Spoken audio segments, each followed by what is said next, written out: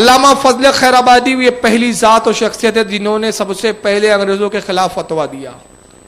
اور اس کے برعکس معاملے کیا تھے وہ تو میں برعکس کا معاملہ دوسرے اس کا پہلو پیش کروں گا. تصویر کا دوسرا رخ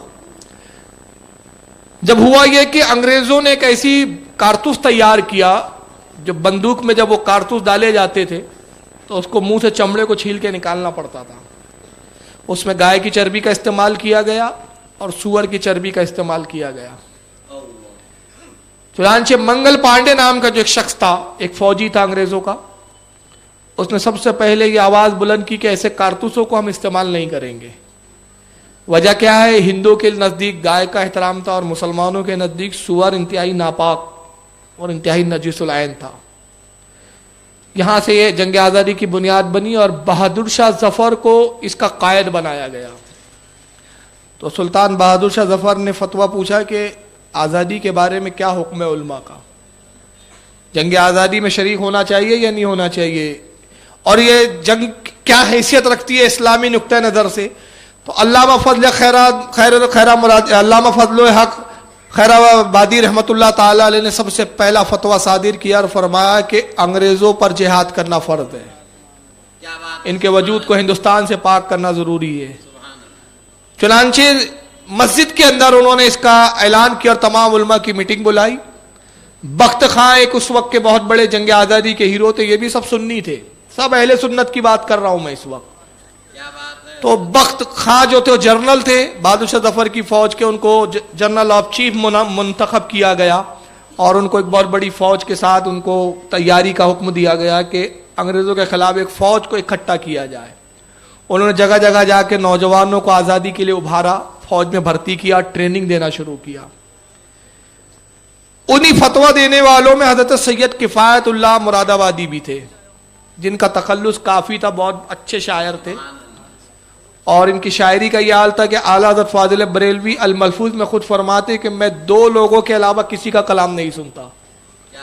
فرمایا اس لیے کہ اکثر شعرا جو ہے آسمان و زمین کے قلابے ملا دیتے ہیں اور حد سے زیادہ تجاوز کرتے ہیں, اور بعض اتنے مبالغہ آرائی پر اتر آتے ہیں کہ کلام میں پھر جو ہے شریعت کی پابندی نہیں رہتی. تو فرماتے ہیں کہ بہت کم شعرا ہے جو اس چیز سے اپنا دامن بچائے. میں صرف 2 لوگوں کا کلام سنتا ہوں, ایک مولانا کافی کا اور ایک اپنے استاد بھائی مولانا حسن میاں کا. سبحان اللہ سبحان اللہ. اور خود اعلیٰ حضرت علامہ سید کفایت اللہ کافی رحمۃ اللہ علیہ کو بہت سراہتے تھے ان کی شاعری کو, بلکہ یہاں تک کہ اعلیٰ حضرت ان کے بارے میں ایک جگہ فرماتے ہیں کہ وہ شعر ہے, میں پڑھ رہا ہوں جو اعلیٰ حضرت ان کی تعریف میں بیان کرتے ہیں. مہکا ہے میری بوئے دہن سے عالم, یا نغمہ شیری نہیں تلخی سے باہم, کافی سلطان نعت گویا ہے رضا, انشاءاللہ میں وزیر اعظم. لیکن اعلیٰ حضرت مولانا کافی کے کتنے بڑے مداح خواہ, کہتے ہیں کہ میں وزیر اعظم ہوں اور وہ نعت گوئی میں وہ بادشاہ کی حیثیت رکھتے ہیں. سبحان اللہ. تو جس کو حضور سیدی اعلیٰ حضرت نے بادشاہ کہا ہو اس کے نعت اور اس کے رسول کا کیا عالم ہوگا. سبحان اللہ. تو یہ مولانا کفایت اللہ کافی تھے, انہوں نے فتویٰ دیا. اور چنانچہ یہ بخت جو خاں تھے, بخت خاں جنرل جن کو بنایا گیا تھا, ان کو مراد آباد کے حالات لکھ کر بھیجا کرتے تھے, اور اکثر ان کو خطوط لکھتے. تو 25 اپریل 1858 کو کچھ انگریزوں کے جاسوسوں نے خبر دی کہ مولوی کفایت اللہ کافی صاحب جو ہے یہ انگریزوں کے خلاف ایک مہم چلاتے ہیں, اور فتویٰ دینے والوں میں یہ بھی ہے, یہ بھی کہتے ہیں کہ انگریزوں پہ جہاد کرنا فرض ہے. چنانچہ ان کو گرفتار کیا گیا, اور انگریز اتنے گھبرائے کہ مولانا کافی کا لب و لہجہ اور ان کی شاعری کا یہ عالم تھا کہ نظم میں بھی وہ آزادی پہ لوگوں کو ابھارتے تھے, اور جب ان کی نظم پڑھی جاتی مجلسوں میں اور جلسوں میں تو لوگوں میں ایک جان پیدا ہو جاتی تھی. تو انگریز اتنے خوف زدہ ہوئے, کہا کہ فوراً مقدمہ قائم کیا جائے اور فوراً مقدمے کی سماعت ہو اور فوراً فیصلہ سنا دیا جائے. تو آپ انگریزوں کا خوف اس سے انداز لگائیے کہ حضور سید کفایت اللہ کافی کے لیے صرف 2 دن مقدمہ چلا, اور 2 دن کے اندر پہلے دن پہ مقدمہ ہوا اور دوسرے دن جو ہے پھانسی کی سزا سنا دی گئی. اللہ. چنانچہ حضرت علامہ سید کفایت اللہ کافی کو برسر عام پھانسی دی گئی. اور ان کی بے باکی کا عالم یہ تھا, جب شہادت کی خبر ملتی ہے, شہادت کا پیغام سنایا گیا کہ پھانسی ہونے والی ہے, تو آپ رو نہیں رہے تھے بلکہ آپ مسکرانے لگے. سبحان اللہ. اور فرمایا کہ میری آخری خواہش یہ ہے کہ یہ پھانسی برسر عام دی جائے. اللہ. चुनांचे मजमे आम में हजरत अल्लामा सैयद किफ़ायतुल्लाह काफ़ी को लाया गया, हज़ारों का इस्दाम लगा हुआ था, और जब लाया गया तो देखने वाली निगाहों ने देखा कि आप बड़े खुश नज़र आ रहे थे। क्या बात है, आपने गुस्ल किया, कपड़े तब्दील किए, कुछ वक्त कुरान की तिलावत की, क्या बात, आंखों में सुरमा लगाया, अपने लिबास को इतने से जो है मुअत्तर किया, और बड़े शान के साथ सीना कड़ाते हुए नाते रसूल गुनगुनाते हुए क्या आते बात हैं। है, सुभान अल्लाह। अब उस वक्त नात क्या कही थी वो मैं जुमले, अभी वो नात के कुछ अशार पढ़ के सुनाऊंगा। अब पूछने वालों ने पूछा अंग्रेजों ने कि किफ़ायतुल्लाह तुम्हें खौफ नहीं आता कि तुम्हें फांसी होने वाली है? कहा फांसी से, मौत से तो वो डरेगे जिसको मौत के बाद की जिंदगी की मायूसी हो, क्या बात जिसको है। ये यकीन ना हो कि मौत के बाद क्या होने वाला है।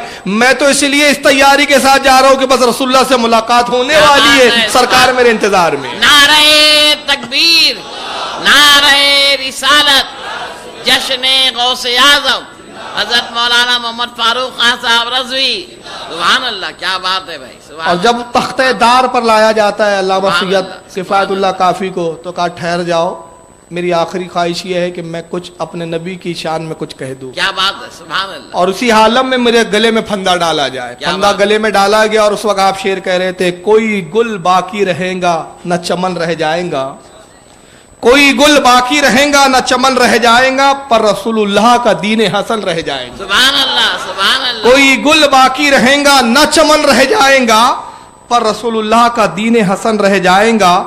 हम सफीरो बाग में है कोई दम का चहचहा, बुलबुलें उड़ जाएंगी सूना चमन रह जाएगा। आहा, सुभान अल्लाह। इतली सो कम ख्वाब की पोशाक पर नाजा न हो, इतना तो अतलास व कम वो ख्वाब की पोशाक पर नाजा न हो, इस तने बेजान पर खाकी कफन रह जाएगा, जो पढ़ेगा साहिबे लौलाक के ऊपर दुरूद। ये शेर सुने, सुभान अल्लाह। देखिए सुभान क्या यकीन है कि फांसी के तख्ते पर ये शेर कह रहे हैं, वरना फांसी और मौत ऐसा है कि अच्छे अच्छों के होश उड़ जाते हैं।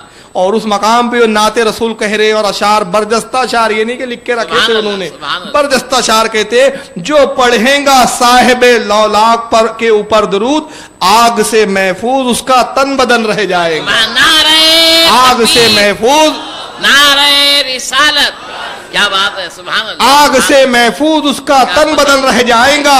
सब फना हो जाएंगे काफी, लेकिन हश्र तक नाते हजरत का जबानों में सुकन रह जाएगा। सुभान अल्लाह, सुभान तो अल्लाह। ये अल्लामा सैयद किफ़ायतुल्लाह काफ़ी सुभान रहमतुल्लाह अलैह, सुभान अल्लाह। जिनको फिर बरसर आम सजाए मौत दी गई, मगर क्या आज इनका तस्करा किया जाता है? अफसोस की तो ये बात है कि हमारे सुन्नी लोगों को ही नहीं पता कि हमारे उलमा ने जंग आज़ादी में क्या कारनामे दिए। उसके बाद अल्लामा सैयद फजल खैरा मुरादाबादी की मैं बात करूं, ये तो जंग आज़ादी के असल हीरो हैं। इन्होंने जब फतवा दिया, और फतवा देने के बाद बरसर आम दिल्ली की जामा मस्जिद के अंदर इन्होंने ऐलान किया अपने उस फतवे का, और नतीजा ये हुआ कि अंग्रेज़ों ने, जब अंग्रेज़ों को ये खबर पहुंची तो उन्होंने इनकी गिरफ्तारी का वारंट जारी कर दिया। तो अल्लामा फजल खैरा मुरादाबादी रहमतुल्लाह अलैह कुछ दिन के लिए रूपोश हो गए। बाद में मुखबिरों की मदद से इनको पता लगाया गया, और मुखबिरों ने जब जासूसी की चुनांचे हजरत को गिरफ्तार किया गया। अल्लामा फजल खैराबादी पे मुकदमा कायम हुआ, मुकदमा चला, तो आपके जो वकील थे जो लड़ रहे थे, तो उन्होंने कहा हुजूर कि आप कह दीजिए अदालत में कि ये फतवा मेरा नहीं है। तो आपने फरमाया कि मुझे किसी वकील की हाजत नहीं, अपना मुकदमा मैं खुद लड़ूंगा, मुझे किसी सरकार की तरफ से कोई वकील नहीं चाहिए, हुकूमत की तरफ से। खुद आप अपने मुकदमे की पैरवी के लिए कटघरे में तशरीफ लाए। जज ने पूछा कि फजल ये क्या तुम्हारा फतवा है? तो उलमा फरमाते कि अगर आप कह देते कि मेरा फतवा नहीं है तो कोई सबूत ही नहीं था अंग्रेजों के पास कि साबित करते ही आपका फतवा है। लेकिन अल्लामा फजल खैराबादी बड़े बेबाकी के साथ फरमाते कि हाँ ये मेरा फतवा है। कहा आपको इस फतवे में पछतावा है? कहा पछतावा होता तो फतवा ही क्यों देता। कहा इस पर कोई पछतावा नहीं। कहा इसका नतीजा जानते हो? कहा इसका नतीजा ज्यादा से ज्यादा मौत के सिवा और क्या हो सकता है। लेकिन तुम नहीं जानते कि मौत तो हम मुसलमानों के लिए एक तमगा और एक इनाम है। यही वो मौत है कि जब हमें ये इनाम के तौर पे मिलती है तो हमारी मुलाकात रसूलुल्लाह से हो जाती है। ये तो सरकार से मिलने का एक जरिया है। बहुत बेबाकी से आपने वहां पर गुफ्तगू की और हुकूमत के जो نقص تھے، عیب تھے، اور حکومت کے جو ظلم و تشدد تھا مسلمانوں پر اور ہندوستان کی عوام اور رعایا پہ، وہ سب آپ نے بیان کیے۔ نتیجہ یہ ہوا کہ کافی دن یہ مقدمہ چلتا رہا، اور آخر میں جج کو یہ خوف ہوا کہ اگر اسی طرح مقدمے کی پیروی فضل خیر آبادی کرتے رہے تو یقیناً وہ وقت پھر بڑا قریب ہے کہ انگریز اپنے آپ کو حق پر نہ ثابت کر سکیں گے، نہ اپنی حکومت کو جائز ثابت کر سکیں گے۔ فضل حق ایسی جرا کر رہے ہیں کہ یہ ثابت ہی کر کے چھوڑیں گے کہ یہاں ان کا انگریزوں کا وجود ہی غلط ہے ہندوستان میں۔ تو حکم ہوا کہ ان کو کالے پانی کی سزا دے دی جائے۔ کالا پانی کیا تھا؟ جزیرہ انڈمان نکوبار آج ایک اچھا جزیرہ بن چکا ہے، سمندر کے دوسرے حصے پہ تھا، وہ ہندوستان کا بالکل آخری کونے کا حصہ ہے، بیچ میں سمندر ہے۔ ایک اجڑا ہوا ایک جیل خانہ بنایا گیا تھا، ایک جزیرہ تھا اجڑا ہوا، جہاں کوئی اسباب اور سامان اتنے آسانی سے مہیا نہیں ہوتے تھے، اور جب انگریز کسی کو بہت سخت سزا دیتے تھے تو اس کو کہتے تھے انڈمان نکوبار میں پہنچا دو، کالا پانی کی سزا کہا جاتا تھا۔ اب سمندر اتنا چوڑا ہے کہ وہاں سے بھاگ نہیں سکتے آپ، چاروں طرف سمندر ہے، بیچ میں جزیرہ ہے، تو بھاگنے کا راستہ نہیں، تو جہاز سے لے جا کے چھوڑ دیا جاتا تھا۔ اور وہاں جیل میں اتنا ظلم و تشدد ہوتا تھا کہ جو عموماً دوسری جیلوں میں نہیں ہوتا تھا۔ علامہ فضل خیر آبادی پہ بڑے ظلم و ستم ہوئے، کافی وہاں پر مشقت والے آپ سے کام لیے جاتے تھے، حتیٰ کہ حضرت فضل خیر آبادی کافی بیمار ہو گئے۔ لیکن اس بیماری کے عالم میں بھی وہاں پر آپ کے یہ حالات تھی کہ دین رسول کی خدمت کے لیے آپ وہاں کتابیں تصنیف فرماتے تھے۔ اس ایام میں بھی آپ نے کتابیں لکھی چند، اور بھی ان کے ساتھ علماء وہاں پہ موجود تھے اس وقت۔ حضرت صدر الدین صاحب ازردہ، یہ بھی اس وقت وہاں کالے پانی کی سزا کاٹ رہے تھے، اور بھی کچھ علماء تھے جن کو کالے پانی کی سزا ہوئی تھی، تو یہ سب وہاں پر موجود تھے، اور یہ سب دین خدمت وہاں کرتے تھے۔ باقاعدہ میلاد کی مجلس منعقد ہوتی، واعظ و نصیحت فرماتے تھے۔ جب کافی بیمار ہو گئے تو بیماری کے عالم میں اتنی تکلیف اور شدت تھی کہ جو انگریزوں کا جو جیلر تھا اس کو بھی آپ پر رحم آ گیا۔ تو آپ بیماری کے عالم میں بستر مرگ پر لیٹے ہوئے ہیں، انگریز جیلر آتا ہے، کہتا ہے فضل حق میں تمہارے تقوی و پرہیزگاری سے بڑا متاثر ہوا، تم بڑے نیک سیرت ہو، اور میں نے دیکھا ہے کہ تم اپنے رب کی عبادت کبھی بھولتے نہیں ہو، اپنے رب کی عبادت میں مشغول رہتے ہو، بڑے تم نیک و پارسا ہو، مجھے تم پر بڑا ترس آتا ہے۔ اگر تم اتنا کہہ دو صرف کہ یہ فتوے سے مجھے پچھتاوا ہے اور یہ جو فتویٰ میں نے دیا اس پر مجھے افسوس ہے، تو پھر میں تمہیں بچا سکتا ہوں، میں تمہاری سفارش کر کے بھیجوں گا، ہو سکتا ہے کہ حکومت کو تم پر رحم آئے اور تم کو آزادی دے دی جائے۔ جب اس نے یہ بات کی تو علامہ فضل خیر آبادی رحمۃ اللہ علیہ اسی بستر سے بڑے جوش کے ساتھ اٹھتے اور فرماتے کہ خبردار، مجھے اس کی ضرورت ہی نہیں، نہ اس پہ مجھے پچھتاوا ہے۔ اگر 1000 بار بھی مجھ سے پوچھا جائے کہ فضل حق کیا وہ فتویٰ تو نے دیا، تو میں ہر بار یہی کہوں گا کہ ہاں فتویٰ میں نہیں دیا ہے، اور وہ فتویٰ حق ہے، اس کی سطر حق ہے، ایک ایک لائن اس کی حق ہے، ایک لائن بھی ایسی نہیں ہے کہ جس کو ادھر سے ادھر کیا جا سکے۔ میں نے بڑے سوچ سمجھ کے فتویٰ دیا ہے، واقعی انگریزوں کا وجود جو ہے یہ ہندوستان میں ناپاک وجود ہے، اس کو صاف کرنا ہم پر فرض و واجب ہے۔ نتیجہ یہ ہوا کہ اسی بیماری کے عالم میں انڈوبار نکوبار میں آپ کا وصال ہوا، اور وہیں پر حضرت کی مزار ہے آج۔ ان کے صاحبزادے تھے حضرت عبدالحق خیر آبادی، یہ بھی جنگ آزادی میں اس وقت شریک رہے۔ بعد میں ان کا بھی جب انتقال ہوا تو علامہ عبدالحق خیر آبادی تو اتنے بڑے محب وطن تھے کہ انہوں نے وصیت کی تھی کہ جب انگریز چلے جائے تو میری قبر پر آ کر یہ خبر سنا دینا کہ انگریز چلے گئے، یہ آخری ان کی وصیت تھی۔ تو چنانچہ جب 15 اگست کا دن آیا تو کچھ علماء کی جماعت وہاں پہنچی، میلاد کی محفل منعقد ہوئی، اور اس کے بعد ان کی قبر پر جا کے باواز بلند کہا گیا حضور مبارک ہو، انگریز ہندوستان چھوڑ کر جا چکے ہیں۔ یہ علامہ فضل خیر آبادی اور ان کے صاحبزادے، ان کا جنگ آزادی میں ایک رول رہا۔ حضرت مولانا ہدایت رسول رحمۃ اللہ علیہ جو اعلیٰ حضرت کے شاگرد تھے، اب بہت بہترین واعظ گوئی کرتے تھے، واعظ کہنے میں ان کو بڑا ملکہ حاصل تھا، بڑے عظیم خطیب تھے، اور یہ سرکار غوث اعظم کی خاندان اور ان کی نسل سے تھے۔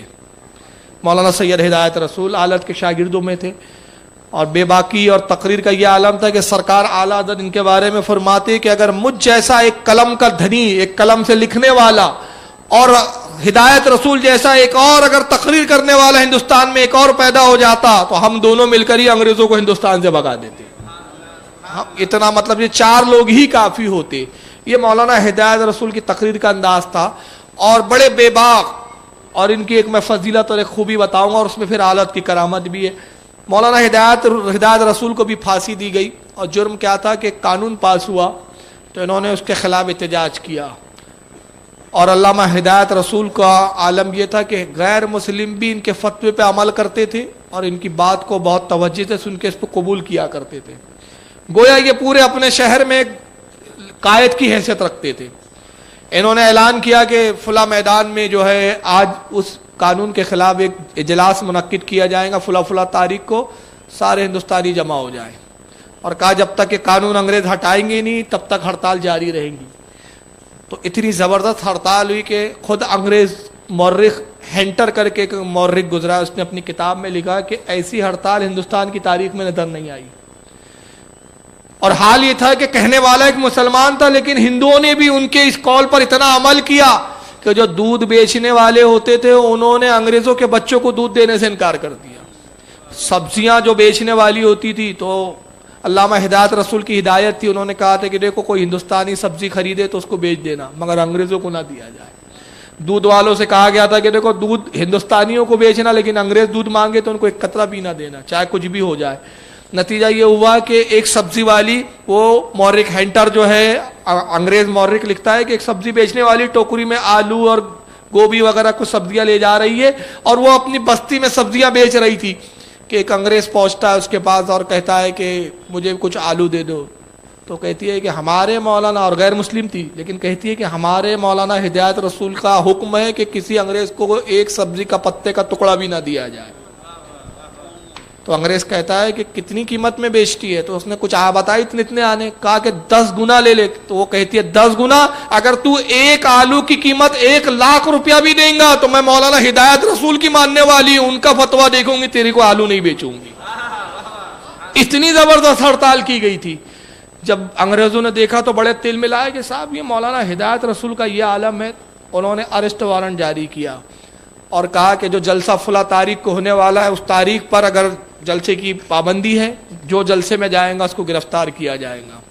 बड़ा एक टेंशन का माहौल था और अंग्रेजों ने ये किया कि साहब जब ऐलान किया कि उस जलसे में जो जाएगा गिरफ्तार होगा, और जलसे का जो वक्त था वो सुबह 10 बजे से था, क्योंकि उस जमाने में लाइट वेट के इंतजाम नहीं होते थे, तो इजलास जो दिनों में हुआ करते थे। जब अंग्रेजों का ये फरमान जारी हुआ और मुनादी ऐलान करते हुए जा रहा है कि हुकूमत सरकार और यहाँ के गवर्नर का हुक्म है कि उस जलसे में कोई शरीक ना हो, जो जलसा में शरीक होगा हुकूमत का गद्दार माना जाएगा, उसको गिरफ्तार किया जाएगा। तो गैर मुस्लिमों ने और मुसलमानों ने क्या किया, रात के 2 बजे से जाके मैदान में जमा शुरू हो गए। जब उन्हें मालूम था कि सुबह अंग्रेज फौज जो है सिपाही खड़े कर देंगे वहां पे मैदान में, जाने नहीं दिया जाएगा, तो रात के 2 बजे 2:30 बजे से ही रात भर लोग मैदान में जमा होते रहे। और जब सुबह 6 बजे के करीब अंग्रेज उस मैदान के करीब पहुंचे कि चले पहरा वहरा नाफिज करे, और खुद अंग्रेजों का कमिश्नर पहुंचा तो ये देखकर हैरान रह गया कि जैसी सफेदा नमूदार हुआ सुबह का, तो पूरा मैदान हजारों लाखों लोगों के अज़दाम से खचाखच भरा हुआ था। ये बड़ा परेशान कि अब इतनों को कैसे गिरफ्तार करे। तो उसने कहा कि वो पहरा लगाया, कहा कि हिदायत रसूल को किसी तरह से भी स्टेज पर ना आने दिया जाए। मगर आपके खादिमों ने ऐसा इंतजाम किया कि पीछे से लाए और अचानक स्टेज पे खड़े कर दिए, कोई ऐलान नहीं, कुछ नहीं, आपने सीधा आए और माइक पे तकरीर शुरू कर दी। अब तकरीर शुरू हुई तो अब ये अंग्रेज परेशान क्या करे, तो कमिश्नर ने सीधा गवर्नर को फोन लगाया कि क्या ऑर्डर है, तो कहा फौरन उसी मैदान से गिरफ्तार कर लो। तो कमिश्नर डरते डरते पहुंचता कहता हिदायत रसूल तुम्हारा अरेस्ट का वारंट है। तो आप माइक पर ऐलान करते कि साहब आप लोगों ने सुना, ये अंग्रेज कमिश्नर कहता है कि मेरे अरेस्ट का वारंट है, मैं अपनी तकरीर अभी यहां रोकता हूं, खत्म नहीं हुई, आगे की तकरीर कमिश्नर के बंगले पर होंगी, सब वहां चले, सब वहां चले, बाकी की तकरीर वहीं होंगी। तो पूरा मजमा चला अंग्रेज के जो कमिश्नर था उसके घर की तरफ।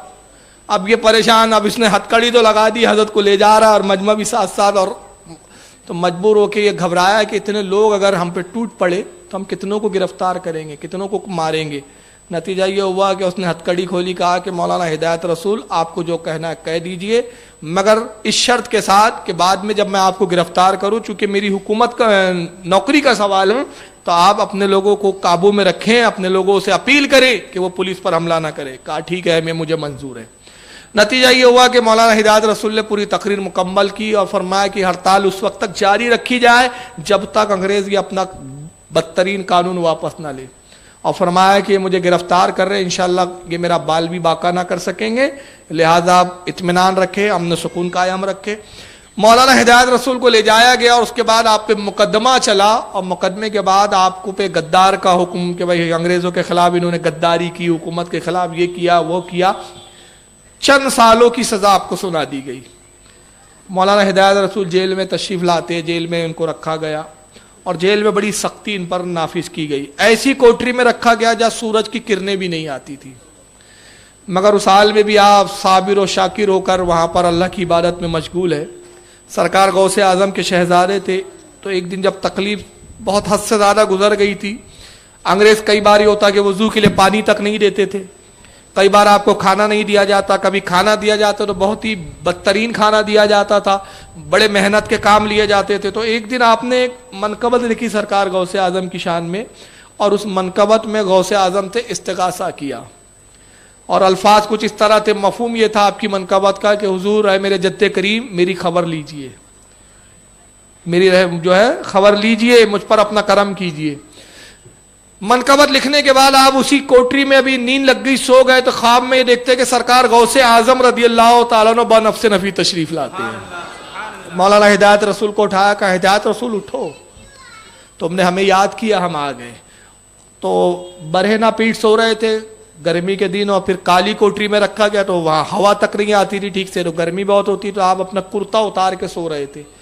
تو سرکار غوث اعظم نے اٹھایا اور آپ کی ننگی پیٹھ پر محبت سے ایسا اپنے پنجہ رکھا غوث اعظم نے، اور پنجہ رکھ کے تسلی دی، کہا صاحبزادے کل تمہارا رہائی کا دن ہے۔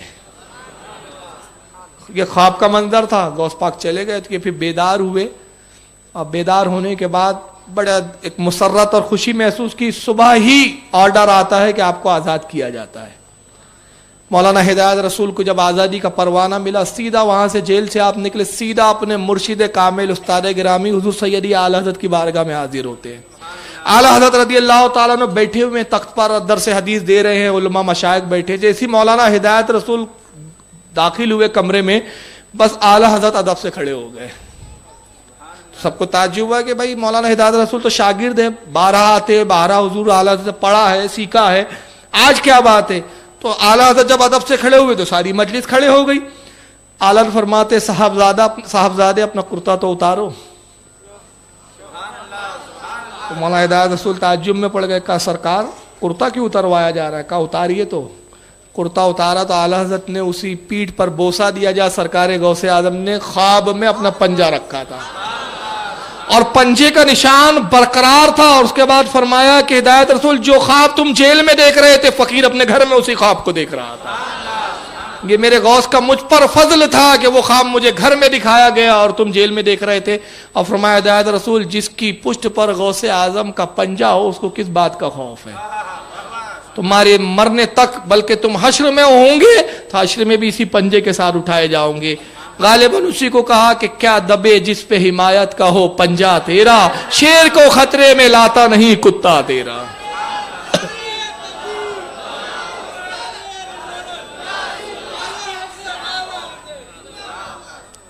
یہ علامہ ہدایت رسول تھے۔ اس کے بعد کچھ دن ابھی آزادی کو ملے ہی تھے کہ پھر دوبارہ انگریزوں نے آپ کو گرفتار کیا، پھر جرم عائد کیے گئے، یہ جرم انگریزوں کے خلاف یہ بولا، یہ کیا وہ کیا، فلاں جگہ آپ نے یہ تقریر میں انگریزوں کے خلاف یہ بولا، اور اس کے بعد پھر مقدمہ چلا، اور یہاں تک کہ آپ کو سزائے موت، پھانسی کی سزا سنائی گئی، اور حضرت مولانا ہدایت رسول بھی پھانسی پہ لٹکا دیے گئے۔ اس طرح یہ بھی شہید ہوئے کہ جنگ آزادی میں سنیوں کا کردار ہے، اور خود اعلیٰ حضرت کے گھرانے کا حال کیا تھا۔